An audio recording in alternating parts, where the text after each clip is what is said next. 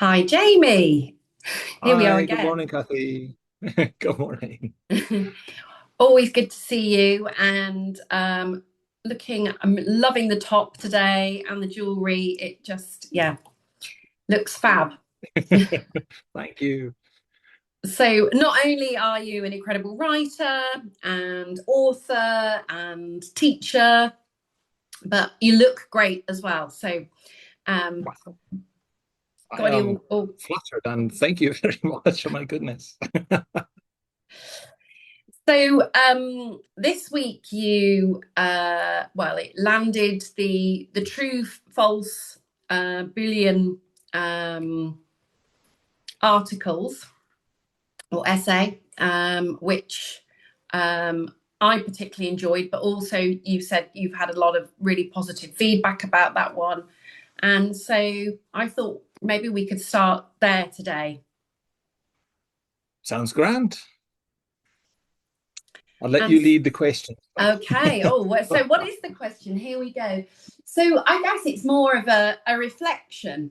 Um, but I guess for me, as a professional, learning and constantly and finding out new information about Gestalt language processing, Gestalt processing is, and my reflection on this is, I wonder if people who find it hard to um, understand or maybe don't believe that there is such a thing is because they don't understand.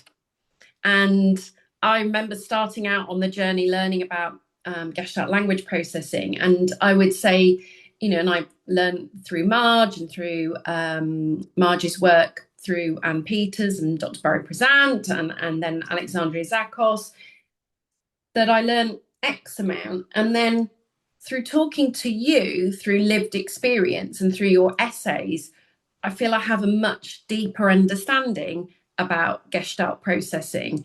And um, when I was reading this particular article, I was thinking, yeah, I relate to that about having my analytical language sort of head on, thinking, okay, this is what this child means. I'm looking at this script, this echolalic speech, and thinking, assigning it to what's the function of it, where did it come from, why are they doing it.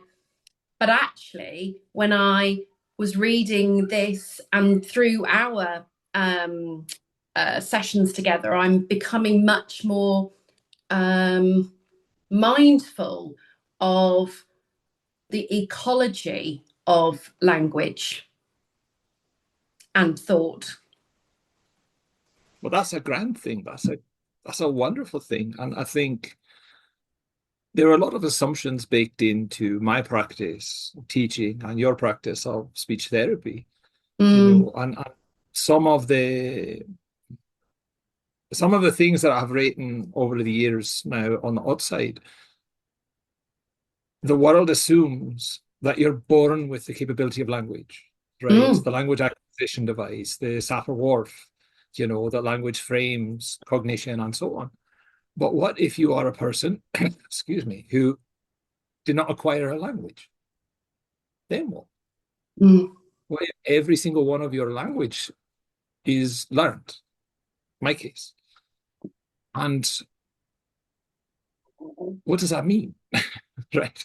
Yeah. So communication can still happen, Mm-hmm. right? You can still understand the world.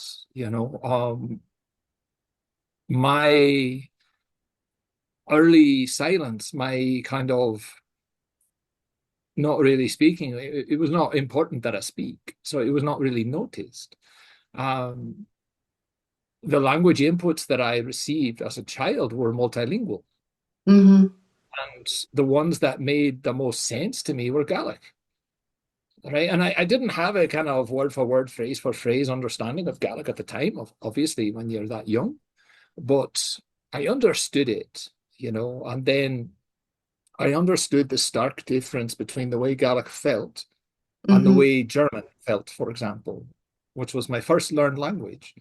And then I noticed something along the way that, being in and around German people and learning German intentionally so that I could communicate with my friend and his family and my other friends and their family and so on, that I was not learning it stepwise. I was not learning der, die, das and all of this kind of stuff. Mm-hmm. I was learning scripts. And the more fluent I became, and the more I could mix things around and the things that we call like stage 4, 5, 6 now, but in German, I sounded like my friends and their family. So how is that possible? Right. Mm. And then later on, when I was living in Germany, I was mistaken for a local because I could sound like, that southwestern German. And of course, being 6'7" and white, you're not really taken as a foreigner. And so all of these things get me thinking about, where does this begin? Right. And so Mm. from George Boole and what he did for the world, which is amazing what he's done, I say he starts a bit late. Right? He starts after the proposition is made. He starts after the declaration is made. And so whether you're talking about George Boole or whether you're talking about Cartesian dualism or all of these kinds of philosophical things, they all assume a certain structure of language, a certain structure of thought, Mm. and so that's kind of where I was going with this about, well, I don't think Boole is wrong. I think Boole is late. He comes in after meaning is there, after the whole of it is there, and they expect that to be the beginning. What I'm saying, for me, it's much, much later in the process. And it kind of reminds me as well. I did a workshop yesterday, and it related to a young person that I don't directly work with, but we ahead of this workshop we had opportunity to discuss what would be helpful from their perspective. Wanted to hear their voice, to self-advocate, and um, interestingly, both this young person and their parent really relates to what you say, Jamie. So they feel you could be describing them and how their um, communication developed, but it started, and because they both feel that way, when this young person was a small child, the mum knew instinctively what was growing in the script garden because she was so in tune with her child. And Sorry. and what was happening was this parent was sort of battered by professionals and other people saying, oh, and well-meaning family members saying, no, you're reading too much into it. And she was, she said, she's written to me, and we've shared this, that actually this was, she truly understood, and it was this growing script garden for her child. And going back to the workshop, I got myself in a pickle because I was supposed to be delivering training to a group of professionals who intrinsically know this young person, and they've supported them for a number of years, connect with them. And I guess what was lovely was it was information sharing, particularly around um, processing, Gestalt processing the whole. The science teacher was there and was talking about how there's like so many why questions that they go in with perhaps a plan, and then the plan just is sort of just non-existent, because one part of what they're learning needs to have so many other different why questions to make those connections. And this teacher has instinctively gone with this young person's processing, thinking, language style without having a label for it, so to speak. Where am I even going with this, Jamie? I'm really sorry. I feel like I'm going off on my tangent now.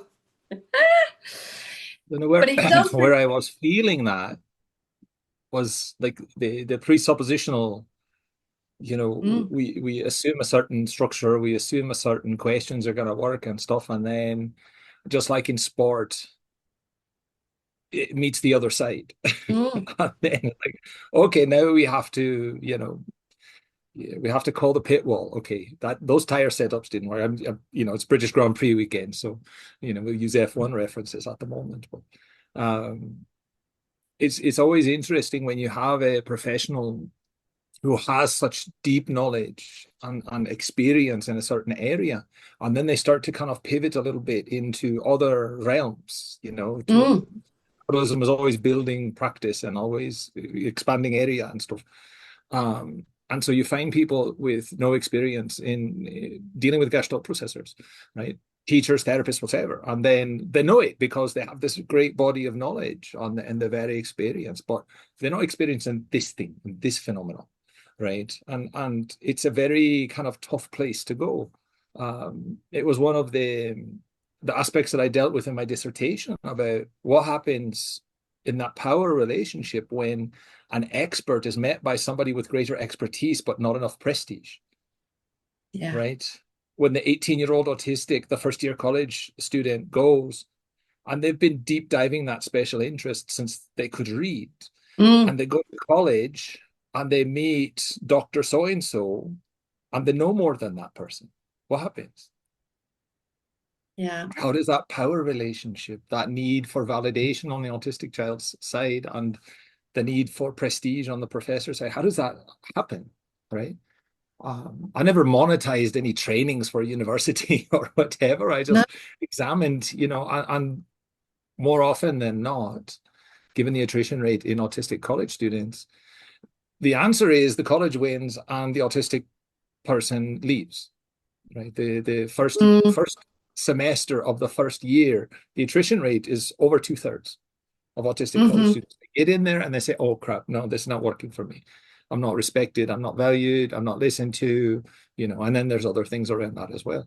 Um, but it's kind of that thing. And Mm, when you look at therapy, for example, all of this Gestalt stuff is new. mm. It all kind of took place in my lifetime, right? And not having had any kind of speech therapy in my life, Mm, right? Because by the time all of this stuff was recognized in my life, I was already an adult. I was already completely grown. And then I'm over in occupational therapy, which is where that side of communication is, you know, so segmented and siloed. And the occupational therapist is like, I have no idea what's going on here. Try improv theater. I don't know. You know, that'll help you with, you know, body positioning and, you know, mm. extemporaneous social speech and pragmatics and stuff. I don't, it's not my area of expertise. Now, let's see how quickly you can tie your shoe. You know, those typical things. But I think, you know, those therapists that are open Mm. to like, what am I seeing here? You know, and And I would, and sorry, I was about no, to say that, the ones that are open to yeah, to question their own premise and their own training, I think they do well. The ones who insist upon defending that border. You know, there is one way humans acquire language. There is one way humans process language. This is it, because Chomsky said we all have this language acquisition device. I didn't acquire language. What about me? yeah. And I think what made me was the reflection was actually this group of people, this group of professionals. I could have just sat and talked to them all day long about their knowledge about this young person, but not just their knowledge; it was their connection. And it wasn't about words. Some of them were describing how they use movement, dance, colours, art in playing an instrument, and that is all part of this young person's education package. And it was, yeah, I felt really overawed actually by how much, going back to what you were saying, curiosity and flexibility and the willingness to change and pick up what the ecology is within their teams or Zoom room meetings that they create with this young person, and what a huge impact it's had on that young person because of it as well, for sure. And then that young person goes off to secondary school. Then what? Right. And a lot of the assignments in secondary school, you know, you walk in the door, it takes the teacher 5-10 minutes to do the attendance rosters and all of that kind of stuff. So, you know, in those 5-10 minutes, get out your journal books and write about your weekend. You know, and make sure you have proper sentences, and make sure, you know, so you're practicing your sentence structure and all of that kind of stuff. And then there are those students, because writing comes so late in the development of language, you know, for Gestalt processors, who just kind of sit there. You know, are they being obstinate? Are they being, you know, are they refusing? You know, I've seen in classrooms at my school when they don't have that segment yet. And so they might have that one script, that one Gestalt, maybe one line, and they just write it over and over again because the teacher wants to see them produce something, right? And so if they say write a paragraph, it's a paragraph full of the same phrase over and over and over again, right? Because it's not segmentable yet. They're preserving the whole of it. They're keeping the meaning intact, the feeling, the field, all of that. That it's there, right? And the teachers tend to not understand the whole comes first. Yeah. Right. If you're not ready to segment the whole, then you can't do it. So what does that mean? Right. And if you're not ready to break apart that whole and explain what that means, adding pressure does not do anything. It makes things worse. You know, it breaks that relational field. So if you're getting in my face about, you know, Jaime, what do you mean? Why do you do this? Well, you know, all those questions, right? I'm not only going to shut down, but that relational field, that attunement's gone. I don't trust you. I don't want to be near you. I don't want to be in your classroom. I'm going to put my head down and I'm going to just tune out. Yeah. But that's a behavioural issue. So we'll send them to ABA. Yeah. And it's that whole, yeah, that's another story. Yes. I guess also when I read this essay, and we haven't really gone down this route in our conversations yet, and I hope if you don't want to, that's fine. But also likening it to how thinking about queerness and assigning roles, etc., so early on, and you know that link with similarly trying to box and segment children into and their language into categories and boxes, etc. I enjoyed that aspect of this particular article as well. I guess because I feel like I know you and a little bit. Thank you. I don't know necessarily that is queerness, but like this morning's piece about Sukhareva, what happens when you take her and her work seriously, right? Just the premise of what she was trying to do, right? Not that she named it in 1925 and that Kanner and Asperger came much later. And you know, there's anecdote around them plagiarizing her work, whatever. We can skip all of that and we can just say, what are these two sides trying to do? Yeah. She was in a system in a new country, Soviet Union, and they had lost tens of millions of people. So they couldn't afford to just discard people. So naturally, you have these odd children, right? But we need them in the factories. We need them in, everywhere in life.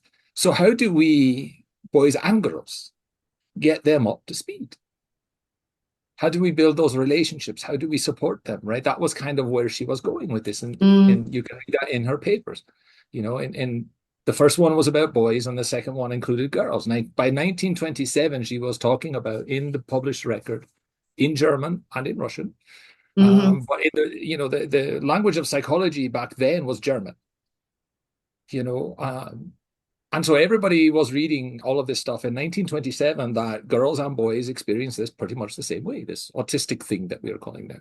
mm, And so the goal was all hands, right? We have to bring this country and all of these ethnicities and tribal groups and stuff up to scratch to become a modern nation. They were rural, they were in poverty, and they wanted to come up to the standard of Europe, for example, and be a productive, you know, economy. And they did it in a generation using this kind of all hands on deck. And, were there excesses, were there brutalities? Of course there were. mm, On the other side of it is boys and productivity. And, behind door number two is you're dead. We don't have time for you. Right. So what does that do to the mindsets of people in these different kind of contexts? mm, Right. Well, the Western world decided that females were not even worth looking at.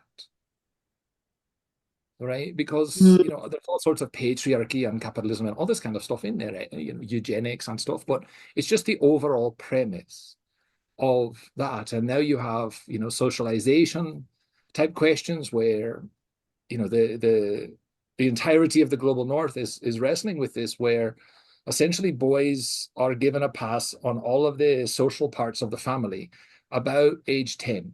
mm, Boys go out and play. The girls stay home and help mom and grandma, yeah. right? So boys are not socialized into relationship, into relational care, into relational scripts, right? And then we wonder why they are the way they are, right?